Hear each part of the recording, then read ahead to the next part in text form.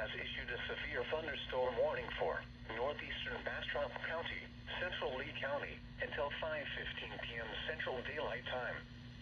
At 4:21 p.m. Central Daylight Time, a severe thunderstorm was located 9 miles west of Fedor, or 10 miles east of Elgin, moving southeast at 20 miles per hour. Hazard, 60 miles per hour wind gusts and quarter-size hail. Source, radar indicated. Impact, hail damage to vehicles is expected. Expect wind damage to roofs, siding, and trees. Locations impacted include Giddings, Fedor,